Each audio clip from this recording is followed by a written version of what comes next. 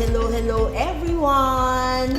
Nakita nyo na ang senyales na nagsisimula na ang 20% ang programang Puno ng Puso para sa mga seniors at kahit hindi pa seniors. So ngayon, ang aking katabi, siya na lang ang mag-age reveal. Walang iba kung hindi si Mayen Gabalenyo Donggila.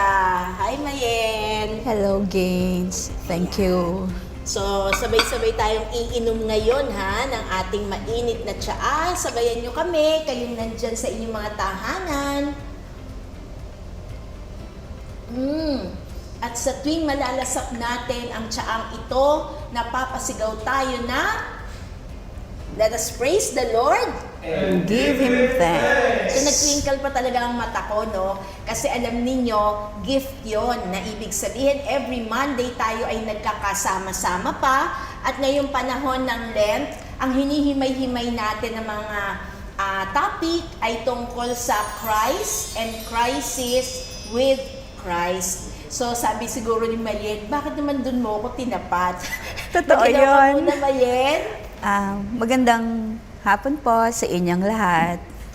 Ako po si Mayen. I just turned 60 last week of January. Every time manonood ako ng 20%, sinasabi ko sa sarili ko, will there ever be a time na mag-share din ako dito? And si Lord is such a big joker. Sobrang 1 week after na mag-60 ako, narinig ko agad yung na-receive ko agad yung message man. Sabi ko, Lord, big joker ka. Thank you so Pero much. syempre, Mayen, di ba? Syempre gusto ko talaga kitang maging guest talaga at makakwentuhan. Pero kasi syempre, out of courtesy po, di ba? Kahit na alam na natin minsan senior, di ba? Out of courtesy. Kahit yung mga waiters nga, dapat may courtesy pa din eh, di ba? Hindi basta nanghihingi. Senior citizen card po. Di ba dapat courteous pa rin tayo? Kaya sinabi ko nung kay Mayan, kahit na hindi ka pa senior citizen, no? Pero dahil nag-age reveal na siya, yan talaga ang diwa dito. Dito nag-age reveal. So si Mayan ay fresh na senior. Pero gusto ko na malaman, Mayen, talagang iba pag totoong senior ka na. Dati, ina-anticipate mo lang sa mind mo, with the senior citizen card. Pero meron ba talagang pagkakaiba? Yung hindi ka pa senior, tsaka yung senior ka na. Nagbabago ba talaga? Actually, sa akin wala. Parang sabi ko nga, nung nag-turn 60 ako, sabi ko, Lord, parang pa rin ako, 23 to 25 years old na I'm still alive and dynamic, and parehong-pareho pa rin yung mga gusto kong gawin dati at gusto ko pa rin gawin ngayon na senior citizen na ako. Kasi madalas yung mga nakakausap ko mga seniors talaga, hindi nga daw talaga nararamdaman. Maliban sa pag may maintenance na, yun na yung very clear talaga na, hindi na ako yung katulad dati. Pero feeling-wise, parang tuloy-tuloy lang daw, tuloy-tuloy ang buhay. Pareho lang. At tingnan niyo naman si Mayen, kung paano siya niya noon, na ngayon senior na siya, hindi naman nagbago yung mukha niya. So ini-imagine ko, pag nag-senior na ako, makilala niyo pa kaya ako? Kala mo naman, ang tagal pa no? Pero wala pa kasi ako doon. Kaya hindi ko pa na-enjoy yung 20%. Dito lang ako nag-e-enjoy sa ating programa. So Mayen, magandang pagkwentuhan natin na kahit kwentuhan man lang, pero at least nag-guide natin ang lolas and lolas dito sa panahon ng Kwaresma. So Lent na Lent pa rin tayo, pero kasi iba talaga yung pinagdaanan natin noong unang panahon, hindi man tayo nagkakalayo masyado ng edad. Sa bahay niyo ba o sa pamilya mo, ano ba yung mga Lenten traditions niyo? Simula nang mag-16 years old ako, dun actually ako yung nagsimula ng mga Lenten traditions. From 16 to 60. Yeah. So binabalikan natin yung 16 and 60 niya. Oo. Anong mga sinimulan mo sa iyong pamilya? Since active na ako, noon pang 16 ako sa simbahan. So, ang Holy Week talaga ay sobrang napakabanal na panahon para sa aming lahat. Kasi palaspas pa lang, talagang nasa simbahan na kami araw-araw kasi kami yung tumutulong sa mga gawain doon. Lalong-lalo na that I started as a volunteer catechist. So, sa simbahan kung saan ako unang naglingkod, Pwede mo bang i-mention para makapag-hello ka sa kanila? sa St. Anthony de Padua Parish in San Antonio Valley 1. That's my first parish. That's where I also started my being a volunteer catechist and a professional catechist. Hello po sa inyong lahat dyan. So as you were saying, dahil hands-on ka, dahil ikaw ang punong abala, ika nga. So Oo. bit-bit mo yung pamilya mo na Totoo nagbo-volunteer yun. din ng services nila. Oo, totoo yun. During that time, yun nga, palaspas pa lang, yung mga preparation for Palm Sunday, kami na yung nandun. Tapos lahat ng mga activities from Holy Monday until Easter Sunday, nandoon kami sa mga recollections, sa washing of the feet, sa Stations of the Cross, pati sa mga processions, and pati sa preparation for Easter. Hindi ba yan ang pinaka-busiest Yes. period sa simbahan natin? Totoo yan. Kaya matagal na panahon sa buhay ko na kapag ka Holy Week, namimiss ko lahat ng mga family gatherings. Absent ka lahat Family reunions kasi hindi ako pwedeng umalis dahil kailangan nandun ako sa simbahan. So, uuwi silang lahat, ako maiiwan. Kahit na mga times like may patay and kailangan pumunta, pasensya na, pero hindi talaga ako makakaalis. Lalong-lalo na kung it falls on Holy Week. So 16 years old ka niyan. Yes. So, ibig sabihin yung young life mo, inubos mo sa simbahan. Correct. Yung pagdadalaga mo. So, pag na-miss out mo din yung mga crushes, mga ganon. Yes. Kasi ang iniintindi mo na talaga ay simbahan na talaga. Children's Mass. So, mainstream Catechism. talaga yan di ba? Hindi yung volunteer lang na pag pwede, pag hindi. Ito hindi. Kinarir mo talaga. Yes. So, is it because of your service in the parish kaya ka naging professional catechist? Big factor yon. Oo. Kasi nung magka-college na ako, gusto kong maging agriculturist eh. Oh, kakaiba naman. Oo. Agriculturist talaga. Oo. Kasi, yun nga, favorite ko yung science, tapos talagang on plants, environment, and all. So, gusto kong maging agriculturist. Yung nag-iisang school na nag-o-offer ng agriculture, hindi ako nakapasa. UP, Los Baños. So, sabi ko, Lord, bakit? So, wala akong ibang kinuhaan ng exam. Yun lang. Because I was hopeful na papasa ako. Oo. Pero dahil hindi, parang late na nga. So, yung parish priest namin noon, si Monsignor Jose, sabi niya, siguro hindi ka para magtanim ng mga halaman. Ibang klaseng buto yung itatanim mo. Kaya tinanong niya ako, si 17 na ako, mag-18, magka-college na ako. Sabi niya, gusto mo bang mag-take ng entrance exam sa Stella Maris College? Sabi ko, ano pong pag-aaralan ko doon? Sabi niya, religious education. Teka, okay, kasi ito na yung ito na yung buhay ko eh.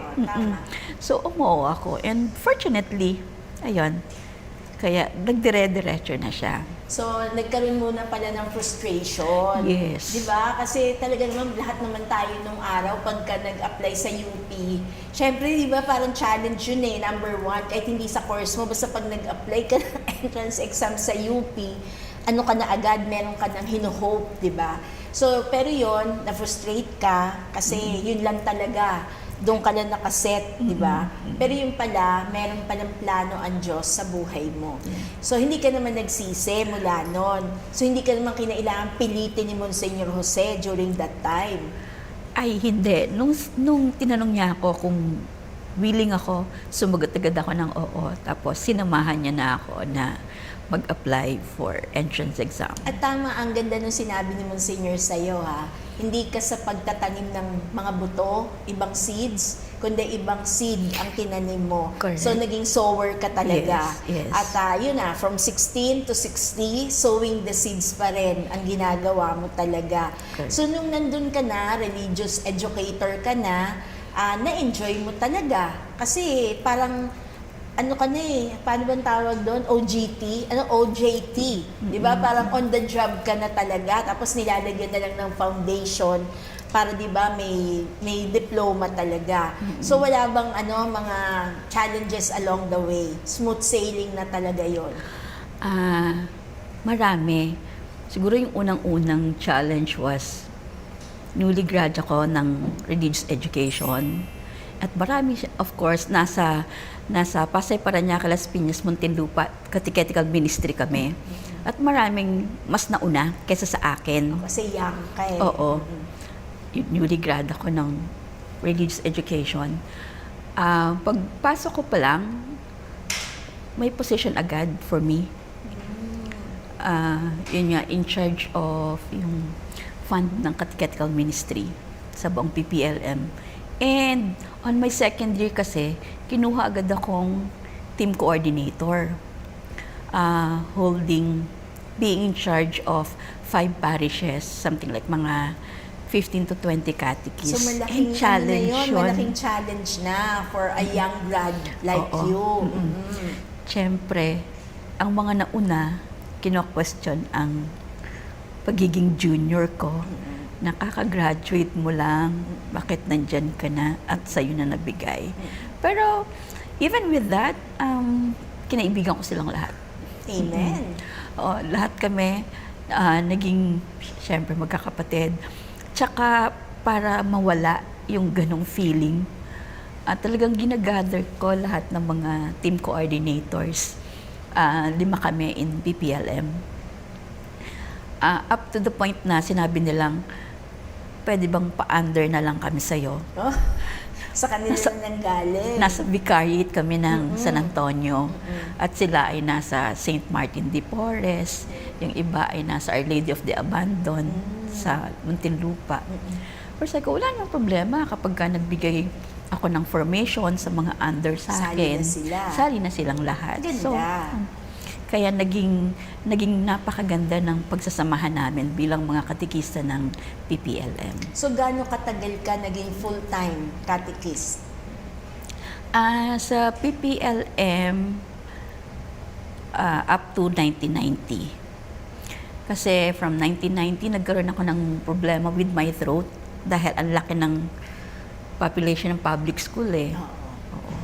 So, gasgas na gasgas Gasgas na gasgas talaga. So, I decided to work as parish catechist. At least doon, ang hinahawakan mo lang ay mga volunteer catechist. Oo. Tsaka mga religious program. Kasi sa public school po, lolos and lolas, during that time, di ba, i-recall lang natin, iba ho yung panahon ngayon, iba yung panahon noon. Noon kasi may slot talaga. Yes. May time talaga na parang part ng curriculum, di ba? Kaya talagang parang full-time, nakakasalita ka, pumapasok ka sa classroom talaga ng mga bata. Ngayon po kasi hindi na gano'n, di ba?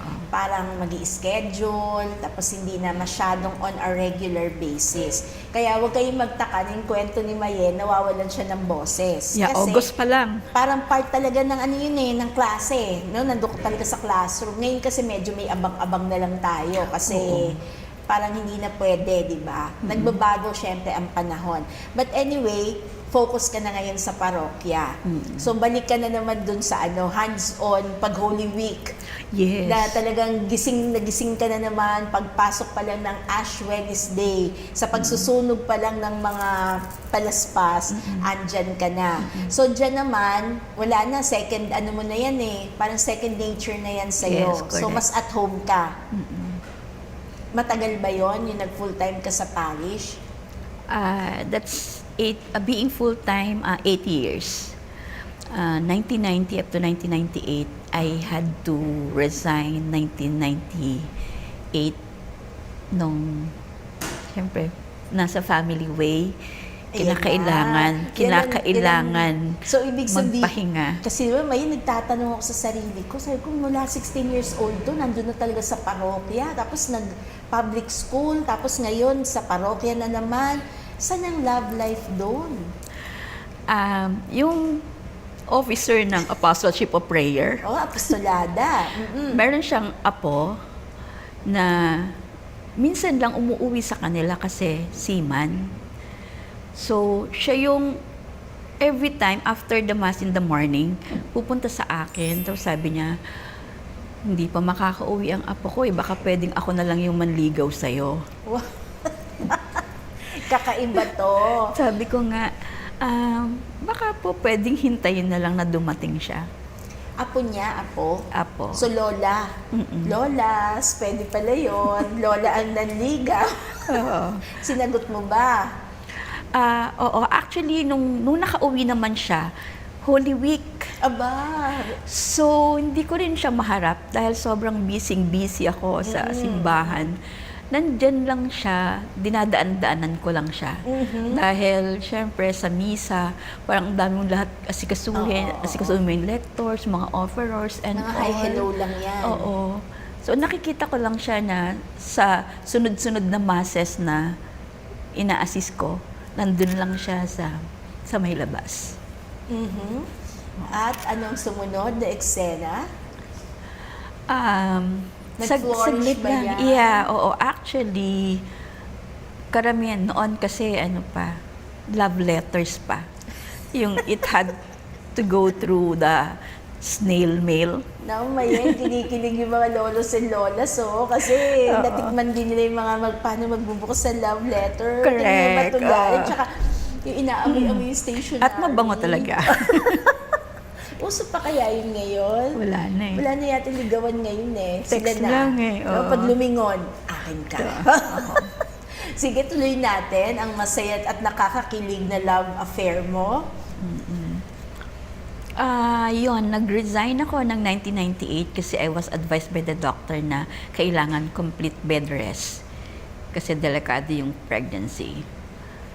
Akala ko akala ko bed rest lang while I'm on the First way. few, Oo. Pero hindi ko pala kayang iwanan ang baby. Kaya ayun, nag-decide na lang ako na Pero Mayen, baka pwede natin update ang ating mga lolos and lolas. Meron kang big challenge, health challenge prior to that. Dalaga ka pa. 'Di ba meron ng operasyon na nangyari sa iyo? Yeah. Yung single ka pa? Yeah. I think you were conducting clay during that time. Sa probinsya to. No, here in Holy Rosary, San Valley. Sa San Valley ba? Oo. Okay. Oo, yung you were giving a talk then, tapos assist mo lang ako. Yun. Biglang nag-bleeding ako na sobrang baha ang floor. Oo. Tapos I had to be brought to the hospital.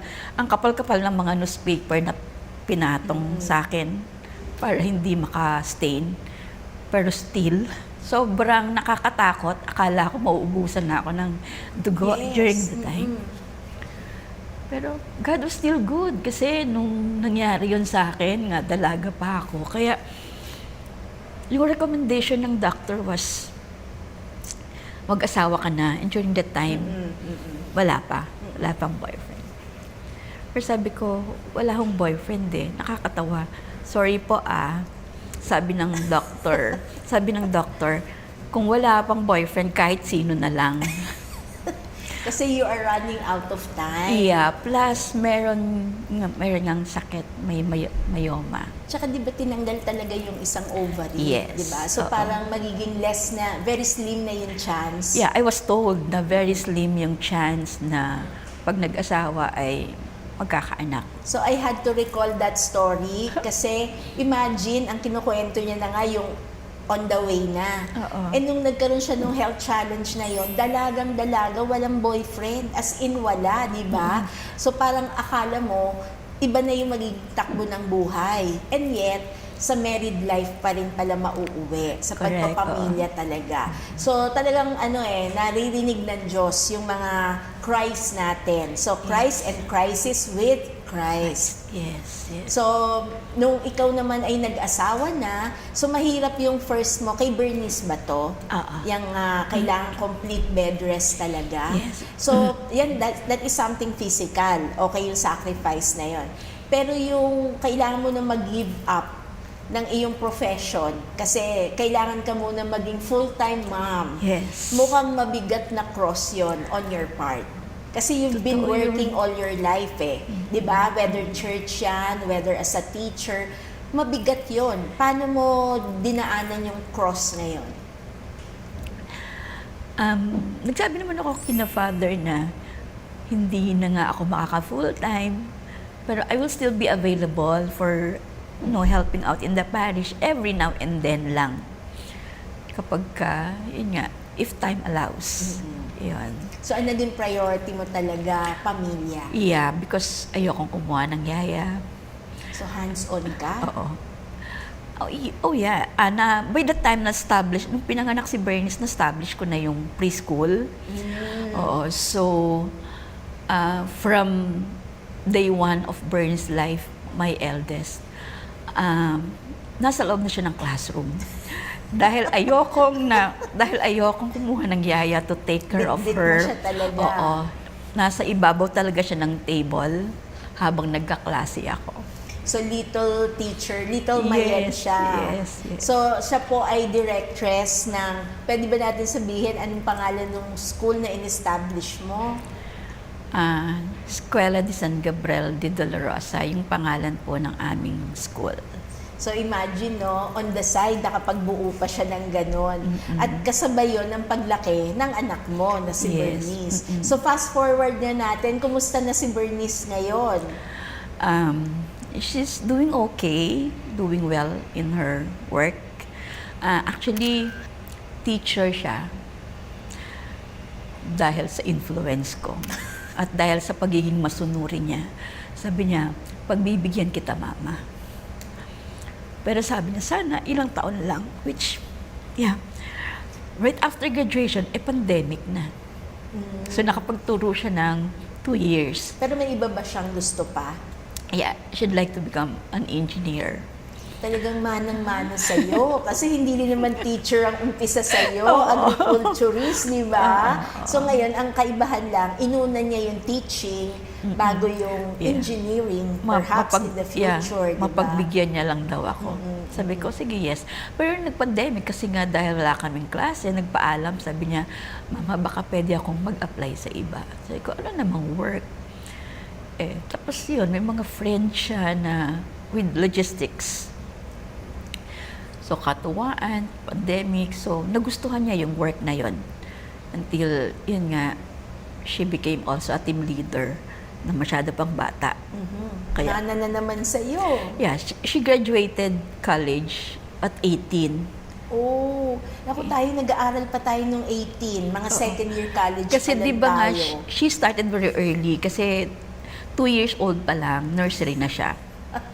Kaya, at 14, first year high school na siya. Ang bilis. At 14, first year college na siya. Oh, Kaya, she graduated 18. 18. Talagang record holder yung Oo. anak mo. So, yun, nagturo ng 2 taon and then nag-shift. So, meron akong isang quotation dito from Father Thomas Merton. Ang sabi niya, the goal of fasting is inner unity. This means hearing, but not with the ear, hearing, but not with the understanding.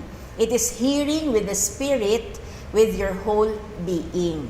So, ito ay binabasa ko ngayon kasi mukhang sa mga bulong ng Diyos sa buhay mo, talagang you went beyond listening with the ear. Parang pag binabaybay natin ang storya nitong buhay mo, mukhang ang prompting mula sa loob, from the voice from within na sinasabi nga natin. So ngayon, kung ikukumpara mo ang Paschal Mystery, sabi mo nga Passion, Death, and Resurrection, o without Good Friday, wala tayong Easter. Yes. Paano naman sa lolos and lolas? Yung bang aging, bahagi din ba ng Lenten process o ng Holy Week process natin? Is it considered yung aging is it considered also a cross that they have to bear? I would think so, yes. Kasi hindi man sa personal kong experience sa akin, parang maraming lolos and lolas ay nasa passion stage at this point. If I may just share. Yes, sure. Just last Wednesday, binalikan ako ng isang lola na kasama namin during the campaign, during the last election. Na ikwento niya na sa akin yung buong buhay niya. May mga anak pero puro lalaki kaya hindi na siya inaasikaso. So yung one of our members, pinakausapan ako, baka pwede kong ampunin kasi walang nag-aasikaso. Since wala naman na si nanay, sabi ko, pwede naman pumunta siya sa kantin everyday para lang ba hindi niya na problemahin ang pagkain. Hindi niya na problemahin yung kanyang existence, diba? So, yun. Siguro for about a year or so. Pero umuwi pa siya. Umuwi Yeah, sa in the bahay. afternoon umuwi. For about a year and a half, she was with me. Tapos medyo nagkasakit, so nagpaalam para makapagpahinga, makapagpagamot. And the other week, gano'n na naman, bumalik na naman siya kasi nga, nobody's supporting her. So ramdam na ramdam ko na sa kanyang pagtanda, sa kanyang pagiging senior, there's no one to take care of her.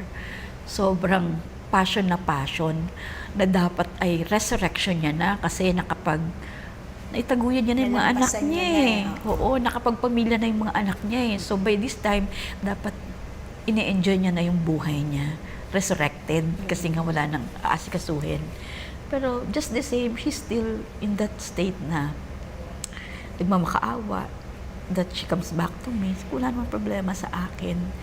Alam mo, hindi lang isa o dalawa o tatlo yung mga may ganitong lumalapit sa akin. Kaya ito yung reason kung bakit tumakbo rin ako for election. I needed some fundings na wala ako. Sige. Alam mo ninyo, another episode, no, ang aabangan natin para dyan sa kanyang public service naman. Pero with this note, na hindi lang iisang lola ang may mga ganong karanasan.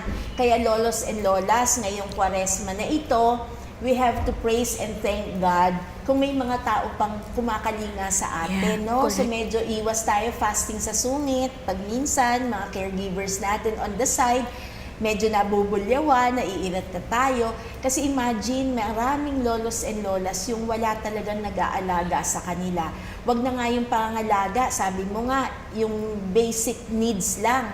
Yung pagkain sa bawat araw, paano mo itawid yun, di ba? Yes. So, hindi biro. Kailangan talaga ng iba pang tao para masustenahan yung pangangailangan ng mga ganong klase ng kwento. Kaya alam mo ninyo, sa pagpapatuloy natin, aanyayahan natin si Mayen at ibalita naman niya sa atin kung ano ba ang naging strategy niya sana para matustusan yung pangangailangan ng mga lolos and lolas natin. But for now, Mayen, anong gusto mong ibahagi sa atin for your parting words for this episode? Ano bang message mo ngayon sa lolos and lolas natin who are carrying their own crosses in life as well? Sa mga lolos and lolas, wag po tayong mawala ng pag-asa kasi wala man sa tabi natin yung mga inaasahan nating tutulong sa atin, na may maraming taong ipadadala sa atin ng Panginoon para tulungan tayong lumakad sa daan, mahirap man ito, bako-bako man ito, at maraming mga pagliko-liko. Matatagpuan din po natin yung daan kung saan mararamdaman pa rin natin yung dahilan ng Passion of Christ, may mga mag-aalaga at magmamahal sa atin, susuporta sa atin sa lahat ng pagkakataon. Ayan. So, ang cross naman ay hindi natatapos sa cross, di ba? Kaya tatawirin natin, ang lapit na. Sa next Monday ho ay Holy Monday na. Kaya mahalaga ho na tumutok tayo dito sa ating programa, ang 20% sa TV Maria. So, Mayen, pwede mo ba kaming i-lead sa panalangin?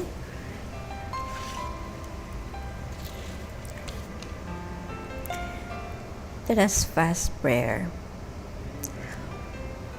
While fasting with the body, brothers and sisters, let us also fast in spirit. Let us loose every bond of iniquity. Let us undo the knots of every contact made by violence. Let us stir up all unjust agreements. Let us give bread to the hungry, and welcome to our house the poor who have no roof to cover them, that we may receive mercy from Christ our God. Amen. Amen. Let us praise the Lord. And give Him thanks. So thank you, Mayen, for sharing to us your stories of Christ and crisis always with Christ. So maraming salamat at babalik ka, mag-promise ka sa ating mga lolos and lolas. May continuation po ang kanyang mga kwento sa atin. So see you again on Monday. Bye-bye!